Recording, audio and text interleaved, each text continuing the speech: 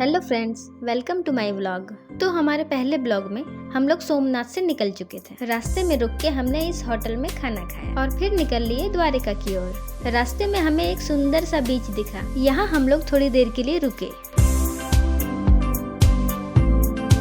ये बीच बहुत ही सुंदर था और यहाँ की रेत बहुत ही अलग थी। हमने यहाँ की ढेर सारी मस्ती और खिंचवाए फोटोज, जो हमारे ये फोटोग्राफर भैया ने खींचा, जो हम आपको आगे दिखाएंगे। और हमारे बुग्गू को भी यहाँ पे बहुत मजा आ रहा था।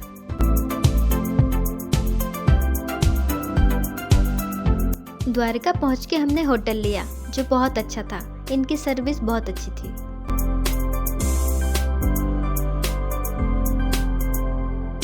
और फिर फ्रेश होके हम लोग निकले द्वारिकाधीश के दर्शन करने।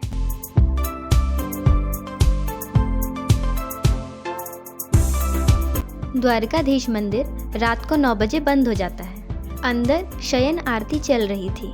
हमारे पास टाइम बहुत कम था। हम लोगों ने अपना मोबाइल जमा करवाया और चले गए द्वारिकाधीश के दर्शन करने। और दर्शन करने के बाद हम लोगों ने की थोड़ी सी शॉपिंग।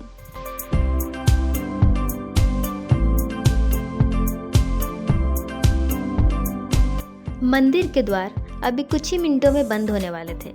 हम कुछ लोग ही दर्शन करने को बचे थे।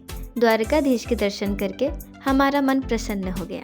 फिर हम लोग होटल आए और हमारे बुग्गू को पता था कि हमारा रूम कौन सा है, और रात को रेस्ट किया। और अगली सुबह हम लोग निकले नागेश्वर ज्योतिर्लिंग के लिए। रास्ते में यहाँ रुक के हमने ब्रेकफास्ट किया। गुजरात का फेमस खमन ढोकला और मेथी थेपला, जो बहुत ही टेस्टी था। और फिर निकल लिए हम लोग नागेश्वर ज्योतिर्लिंग।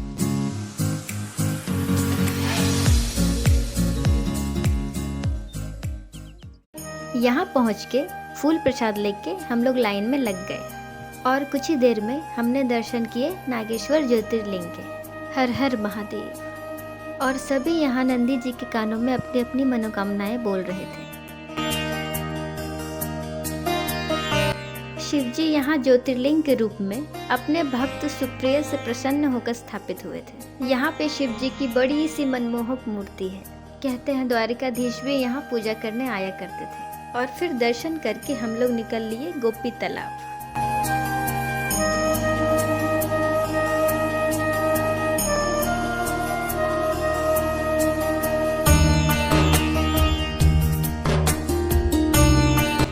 कहते हैं द्वारिकाधीश यहाँ अंतिम बार गोपियों के साथ राज किए थे। और गोपियाँ यहाँ मछली के रूप में अभी भी रहती हैं। फिर यहाँ से हम लोग निकले बेट द्वारिका की ओर।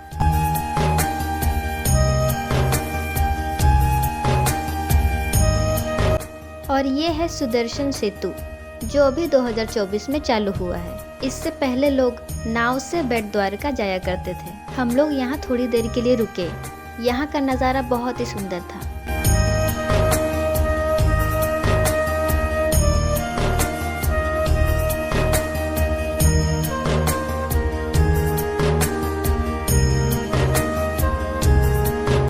बेट द्वारका में हमें दर्शन करने में काफ़ी लेट हो गया था, इसलिए हम वहाँ के मंदिर की कोई फोटोज वीडियोस नहीं ले पाए।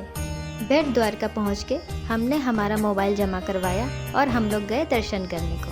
कहते हैं यहाँ पे श्री कृष्ण और सुदामा जी की भेंट हुई थी, इसलिए यहाँ सुदामा जी की तरह अपने घर से एक मुट्ठी चावल पोटली में बांध के लाने की मान्यता है। दर्शन करके निकल लिए हम लोग अपनी होटल की ओर। और सुबह होके हम लोग आए गोमती नदी के दर्शन करने।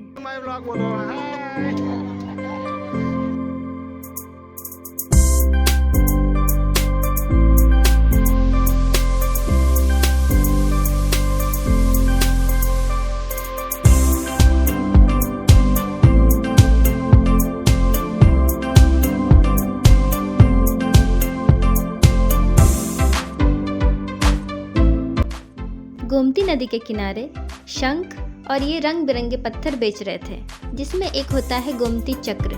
और 5 गोमती चक्र वहाँ से खरीद के घर लाने चाहिए। यहाँ से एक बार फिर हम लोग द्वारकाधीश के दर्शन करने गए। और फिर हम लोग गए रुक्मिणी जी के मंदिर।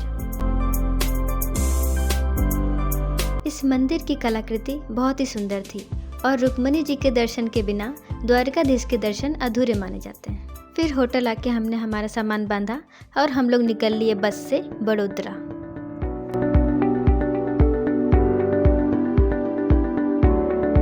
जय द्वारकाधीश। फिर सुबह सुबह ही हम पहुंच गए बड़ोदरा। हमने वहाँ गुजरात के अलग अलग तरह के पकवान खाए जो बहुत ही टेस्टी था।